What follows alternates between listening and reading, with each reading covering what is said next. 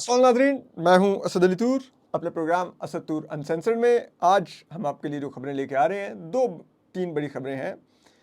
एक तो जो बानी पीटीआई हैं, यानी कि इमरान खान साहब, उनके ऊपर अब एक संगीन गद्दारी के और एक बगावत के और रियासत के ख़िलाफ़ वो मुलव्वस होने के मुकदमे की तैयारी हो रही है।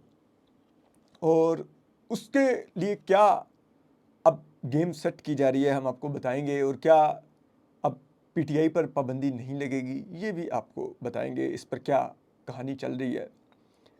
दूसरी जो आपको हम बड़ी खबर देंगे, वो गुज़िश्ता रोज़ DGI-SPR ने जो प्रेस कॉन्फ्रेंस की। अब उस प्रेस कॉन्फ्रेंस में एक तो सियासी रद्द-ए-अमल पीटीआई का था, लेकिन अब जो बन्नू का जरगा है, उसकी जो डिमांड्स हैं वो बड़ी आंखें खोल देने वाली हैं। हम आपको बताएंगे कि वो क्या डिमांड्स हैं। और इसके अलावा हम ये भी बताएंगे आपको, जो DGI-SPR ने कहा कि जी वहाँ पे चमन में प्रोटेस्ट हो रहा है और वो सारे ये लोग सिर्फ स्मगलिंग चाहते हैं और फलान ये वो, ठीक है। तो ज़रा उस पर भी बात करेंगे। जो human rights commission of Pakistan है, उन्होंने उस वक्त वो तमाम उस धरने को, उसको प्रोब किया था, तो उनकी रिपोर्ट क्या कहती थी, ज़रा उस पर भी आपको बताएंगे। इसके अलावा जो DGI-SPR उन्होंने मज़ीद भी आपको मालूम है किया सब कुछ। हम आपको ज़रा ये भी बताएंगे कि क्या कोई अब अडयाला जेल के इर्द गिर्द भी कुछ गैर मामूली सरगर्मियाँ हो रही हैं। ये बड़ा ही दिलचस्प है कि क्या कोई अडयाला जेल पर कोई हमला हुआ है। ज़रा ये भी आपको अंदर की खबर देंगे। तो चलिए स्टार्ट लेते हैं, बानी पीटीआई से स्टार्ट ले लेते हैं, या बन्नू से लेते हैं। फिर बन्नू is also a big story, ठीक है। तो चले बन्नू से स्टार्ट लेते हैं, ठीक है। तो बन्नू का ये है कि आपको पता है गुज़िश्ता रोज़ DGI-SPR लेफ्टिनेंट जनरल अहमद शरीफ साहब ने फरमाया कि जनाब बन्नू में एक पुरअमन जो ट्रेडर्स और लोकल्स ने एक मार्च करना था, और वो पुरअमन मार्च ही कर रहे थे, लेकिन उसमें कुछ शरपसंद घुसे सियासी अपने मकासद के लिए, और उन्होंने फिर वो पथराव किया, अटैक किया, वो मुसल्ला थे, उन्होंने लूट मार भी की। तो उस दौरान फिर पुलिस का और लोकल इंतज़ामिया का काम था कि वो उनको कंट्रोल करती, लेकिन वो नहीं हुई। तो फिर वो अफसोसनाक वाक़या पेश आया और वगैरह वगैरह, उन्होंने सब कुछ ये कहा। चलिए, इतना तो DGI-SPR मान रहे हैं कि जो लोकल्स थे वो एक पुरअमन मार्च करना चाह रहे थे, उनकी डिमांड अमन थी। तो अब वो लोकल्स का जो जरगा है, उसने कल अपनी डिमांड्स फॉर्मली अनाउंस की हैं। वो आम पाकिस्तानियों, फौज और DGI-SPR दोनों के लिए बड़ी सुनने के ताल्लुक रखती हैं, ठीक है। अब ये जो डिमांड्स हैं, इसमें एक तो वो कहते हैं जनाब कि ये गुड तालिबान, वो पाकिस्तानी रियासत से मुतालबा कर रहे हैं, ख़त्म करें। गुड तालिबान कौन है? अब वहाँ पे ये मजाक बन गया, जिस वजह से असल में जो हमारे पख्तून इलाके हैं, वहाँ पर जो लोकल आबादी है वो बहुत ख़िलाफ़ है मिलिट्री ऑपरेशंस के। और उसकी एक बड़ी वजह यही है कि वो कहते हैं कि हमें ये घरों से निकाल देते हैं, हम इधर उधर खैमों में रुलते हैं और ये ऑपरेशन करते हैं, और उसके बाद वहाँ पर गुड तालिबान आ जाते हैं। और गुड तालिबान को ये कुछ नहीं कहते, क्योंकि वो इनके लाए होते हैं, और वो हमसे भत्ते भी लेते हैं, हमसे हमारे घरों में लूट मार भी करते हैं, हमारे लोगों को भी मारते हैं, लेकिन उनके खिलाफ़ कोई कार्रवाई नहीं होती। वो चेक पोस्टें भी लगा लेते हैं, वो सब कुछ करते हैं, ठीक है। जो वहाँ पर मादनियात की जो माइंस हैं, उनसे भी वो भत्ते लेते हैं, जो ड्रग्स वाले हैं उनसे भी भत्ते लेते हैं, हर एक से वो भत्ते लेते हैं, और वो उनके खिलाफ़ कोई कार्रवाई नहीं होती। उनके रात को नाके भी लगे होते हैं, ठीक है, और उस पर कोई भी कार्रवाई नहीं होगी, ठीक है। तो वो कहते हैं कि ये गुड तालिबान ख़त्म करें। आपको पता है जो भी बन्नू में जिन्होंने अटैक किया था हाफिज़ गुल बहादुर ग्रुप ने, ये हाफिज़ गुल बहादुर भी एक दौर में गुड तालिबान थे, हमारी इस्टेब्लिशमेंट का एसेट थे वज़ीरिस्तान में, जब अफ़गानिस्तान में तालिबान के ख़िलाफ़ जंग चल रही थी। ये अफ़गान तालिबान भी हमारी रियासत के लिए गुड तालिबान रहे हैं। अब हम रोते हैं कि जी उन्होंने TTP को پناہ دی ہوئی ہے اور وہاں سے حملے کروا رہے ہیں ادھر، اور ہماری سنتے نہیں ہیں. ٹھیک ہے. یہ سوات مالا کنڈ میں بھی ہم لوگ جناب گڈ طالبان بیڈ طالبان ڈھونڈتے رہے ہیں. ٹھیک ہے. یہ احسان اللہ احسان جو ہمارے بچوں کا قاتل، ٹھیک، وہ بھی ہماری ریاست کا مہمان رہا گڈ طالبان بن کے، اور پھر وہاں سے خاموشی سے نکل بھی گیا کہ آج تک ہمیں پتہ چلا کہ کسی فوجی اہلکار کے خلاف جس نے وہ پالیسی بنائی تھی کورٹ مارشل ہوا اس کا، جو اس کی سیکیورٹی کے ذمہ دار تھے، کسی کا کورٹ مارشل ہوا؟ آج تک ہمیں پتہ چلا. ٹھیک. تو جب آپ کی یہ حالت ہو تو پھر کون کہے گا کہ آپ کو ملٹری آپریشن کی اجازت ملے؟ تو لوکل لوگ کہنا کہ بھائی تم نہ کرو، ہمیں نہیں چاہیے یہاں پر فوجی آپریشن. تو انہوں نے ایک تو یہ کہا ہے کہ گڈ طالبان کی پالیسی ختم کی جائے. ٹھیک ہے. دوسرا وہ یہ کہتے ہیں کہ جی یہ آپریشن عزم استحکام ہمیں نہیں چاہیے. ٹھیک ہے. پھر تیسرا وہ کہتے ہیں کہ جی ہمارے علاقے میں فوج نہیں پولیس پیٹرول کرے گی، اور ملیٹنٹس کے خلاف کارروائیاں بھی پولیس کرے گی، اور بغیر کسی سیکیورٹی ایجنسی کے پریشر کے کرے گی. سیکیورٹی ایجنسی کے پریشر سے ان کی مراد کیا ہے کہ جو گڈ طالبان ہوتے ہیں جب ان کے خلاف پولیس کارروائی کرنے کی کوشش کرتی ہے تو پھر اوپر سے ایجنسیوں کے فون آ جاتے ہیں کہ ان کو ہاتھ نہیں لگانا، یا ان کو چھڑوا کے لے جاتے ہیں. وہ کہتے ہیں نہیں، یہ بیچ میں نہیں ہوں گے، پولیس کرے گی کارروائی، سی ٹی ڈی کارروائی کرے گی، اور وہ ان گڈ طالبان کو بھی مارے گی اور بیڈ طالبان کو بھی مارے گی، اور لوکل آبادی سپورٹ کرے گی. تو یہ ہمارے اداروں کا، ہماری فوج اور ریاستی ایجنسیوں کی ٹرسٹ کا حالت ہے وہاں پر ان علاقوں میں. پھر وہ یہ کہتے ہیں کہ ہمارے گھروں اور مدارس میں جو سرچ آپریشنز ہیں یا ریڈ ہیں وہ سی ٹی ڈی اور پولیس کرے گی، فوج نہیں کرے گی. یہ بھی ان کا ایک مطالبہ ہے. ٹھیک ہے. آپ سنتے جائیں کہ ساری جگہ پر کہہ رہے ہیں کہ فوج نہ آئے، بیچ میں پولیس آ جائے، یعنی کہ وہ قانون کو مان رہے ہیں. وہ کہہ رہے ہیں آپ ہماری تلاشیاں لیں، ہمارے خلاف اگر کوئی ہمارے یہاں پر کوئی لوکل آبادی میں کوئی ملیٹنٹس ہیں ان کے خلاف کارروائی کریں، لیکن وہ پولیس کرے گی، فوج نہیں کرے گی، آپ سے نہیں ہم نے کروانا. ٹھیک ہے. پھر وہ یہ بھی کہتے ہیں کہ جو مقامی پولیس ہے اور سی ٹی ڈی ہے اس کے وسائل بڑھائے جائیں، ان کو مزید ٹریننگز دی جائیں، ویپنز دیے جائیں، افرادی قوت دی جائے، تاکہ وہ امن سنبھالیں، اس علاقے میں امن قائم کریں. بنو میں یہ فوج کے ذریعے ہمیں امن نہیں قائم کروانا. پھر وہ یہ کہتے ہیں کہ جی جو جمعہ خان روڈ ہے، ٹھیک ہے، وہ بھی عام ٹریفک کے لیے کھول دی جائے. یہ کوئی اہم سڑک ہوگی جو فوج نے بند کر رکھی ہوگی. پھر وہ یہ کہتے ہیں کہ جی جو لوگ اس علاقے سے اٹھائے گئے ہیں، لاپتہ ہیں، ان کو مقامی عدالت میں پیش کیا جائے. ٹھیک ہے. ہمیں پتہ ہے یہاں پہ لوگ کون اٹھاتا ہے، پولیس اور سی ٹی ڈی اٹھا کے لاپتہ تو نہیں کرتی، وہ تو عدالتوں میں پیش کرتے ہیں. پھر وہ یہ بھی کہتے ہیں جی کہ سی ٹی ڈی کو بغیر کسی سیکیورٹی ایجنسی کے گڈ طالبان کے خلاف کارروائی کا حکم دیا جائے. ٹھیک ہے.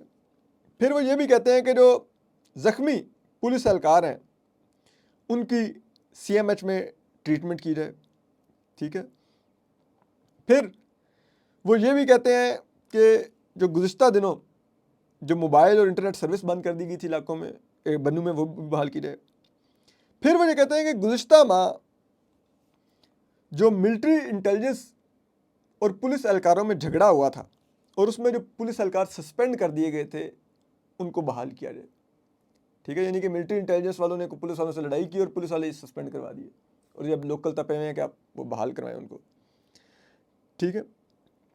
تب یہ جہاں پر حالات ہوں، ٹھیک ہے، پھر وہ کہتے ہیں کہ جو بنو میں دہشت گردی ہوئی ہے ابھی، اس میں جوڈیشل انکوائری کی جائے، اور 3 جو شہداء ہیں ان کا یہ جانا جائے. ٹھیک ہے.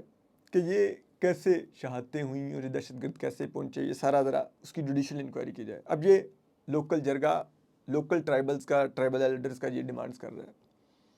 ٹھیک ہے. پھر اب آگے آ رہی ہے اب. ٹھیک ہے. اب ایک اور جو بات کہی گئی تھی کہ جی وہ دیکھیں جی یہ تو چمن سے چاہتے ہیں یا ایران افغان ان بارڈر سے چاہتے ہیں اسمگلنگ ہو. ٹھیک ہے. اب HRCP کی رپورٹ کہتی ہے کہ بھائی وہاں پر جو لوکل ان بارڈرز کے قریب جو آبادیاں ہیں ان کا رہن سہن کھانا پینا ان کی آمدن ساری کی ساری ہے ہی یہ بارڈر ٹریڈ سے, جو گاڑیوں کے سپیئر پارٹس وہ چھوٹے موٹے اٹھا کے لے آتے ہیں, کپڑا لے آتے ہیں, اس قسم کی چھوٹی موٹی چیزیں. اب وہ کہتے ہیں ہے تو وہ ایک حد تک انلیگل, یہ human rights commission of Pakistan کی رپورٹ کہہ رہی ہے. وہ کہتے ہیں لیکن اس کے پیچھے ایک وجہ ہے, کیونکہ اس علاقے میں آج تک ہم نے کوئی ڈیولپمنٹ کا کام کیا ہی نہیں, کچھ وہاں پہ ایسے روزگار کے مواقع قائم ہی نہیں, پیدا ہی نہیں کیے کہ وہاں کے لوگ کوئی الٹرنیٹ بزنس کر سکیں اور ادھر سے کما کے اپنے گھر چلا سکیں. تو ان بیچاروں کے پاس تو پھر ہے ہی یہ طریقہ کہ وہ چھوٹی موٹی الیکٹرانکس کی چیزیں لا کے, کوئی گھڑیاں, کوئی گاڑیوں کے سپیئر پارٹس, کوئی کپڑے کا چیز, کوئی اس طرح کی لا کے وہ اسمگل کر کے لے آتے ہیں, اس کو بیچ کے وہ اپنے گھر کا چولہا جلاتے ہیں. تو اگر یہ بھی آپ بند کر دیں گے تو وہ تو بھوکے مر جائیں گے. تو پھر ظاہری بات ہے جب وہ بھوکے مریں گے تو انہوں نے آ کے دھرنا ہی دینا تھا کہ بھائی یہ کیوں بند کر رہے ہو آپ وہاں پر ریاست کچھ کرے نا, ان کے لیے کوئی کاروبار کے مواقع پیدا کریں وہاں کے لوکلز کے لیے, ان کو سستے اور بغیر سود کے آسان شرائط پر قرضے فراہم کریں, پھر کوئی انڈسٹری ادھر پھر شفٹ کریں کہ وہ لوکلز کو وہاں پہ ان کے گھر کے چولہے جلیں. تو پھر وہ نہیں کریں گے اسمگلنگ, پھر آپ لگا لیں یہ ویزا رجیم وہاں پر. تو یہ DGISPR صاحب جو بڑی سادہ سی وہ حل پیش کر رہے تھے اور کہہ رہے تھے کہ جی یہ سارا یہ اسمگلنگ اور یہ دہشت گردی, یہ ڈیجیٹل ٹیررزم, ہولڈ آن, چیزیں اتنی سادہ نہیں ہیں. اور یہ کہنا کہ یہ انلیگل, یہ جسے کہتے ہیں وہ سیاسی اسپیکٹرم اور پتہ نہیں کیا کیا اس قسم کی اصطلاحیں یوز کرنا, آپ کیسے کسی سیاسی جماعت کو انڈائریکٹلی انلیگل کہہ سکتے ہیں؟ دس از ناٹ یور مینڈیٹ کہ آپ یہ کریں. یہ بہت ہی افسوسناک ہے جو یہ سب کچھ کہا گیا, یہ نہیں کہا جانا چاہیے. اور اس کے بعد اب اگر آ جائیں آپ, جو اگلا معاملہ ہے وہ بڑا دلچسپ ہے عمران خان صاحب کے بارے میں. یہ ہمارے سینئر صحافی ہیں نصرت جاوید صاحب, اور میں تو صحافت میں واقعی ان کی عملی طور پہ جسے کہتے ہیں نا وہ ورشپ کرنا وہ حال ہے. بہت ہی کریڈیبل جرنلسٹ ہیں, اور نصرت صاحب کی دی ہوئی خبر کم از کم میں نے تو ابھی تک باؤنس ہوتے نہیں دیکھی. اور ویسے وہ اپنے کالمز میں لکھتے رہتے ہیں کہ میں اب ریٹائرڈ صحافی ہوں, میرا تو کسی سے رابطہ نہیں ہوتا, میں تو کچھ کرتا نہیں. لیکن آئی نو فار دا فیکٹ نصرت صاحب ہر وقت خبروں سے لوڈڈ ہوتے ہیں. ٹھیک ہے, اور جتنا وہ باخبر ہوتے ہیں شاید ہی اس وقت کوئی ہماری انڈسٹری میں بیٹھا ہوا اتنا باخبر ہو. تو نصرت جاوید صاحب نے ایک خبر دی ہے, اور انہوں نے کہا ہے کہ جی پیپلز پارٹی نے یہ رستہ دکھایا ہے حکومت کو کہ آپ, اور کوشش کر رہی ہے کہ انہوں نے حکومت تو شباشی صاحب کی طرف چلے گئے, لیکن میرے خیال میں اصل تو رستہ انہوں نے ملٹری اسٹیبلشمنٹ کو دکھایا ہوگا کہ آپ PTI کو مت بین کریں, کالے دم مت قرار دیں, اس کو ایک سیاسی جماعت کے طور پہ رہنے دیں, ایک اور حل کر لیں. وہ یہ ہے کہ عمران خان صاحب کے اوپر کوئی سنگین غداری کا, ریاست سے بغاوت کا, سیڈیشن کا, یعنی کہ کچھ اس قسم کا. اچھا لائٹ چلی گئی ہے, اب ویسے شکر ہے آج اسلام آباد میں کافی بارش ہو رہی ہے تو موسم کافی اچھا ہے. تو اینی وے, تو وہ ہم بتا رہے تھے آپ کو کہ وہ اب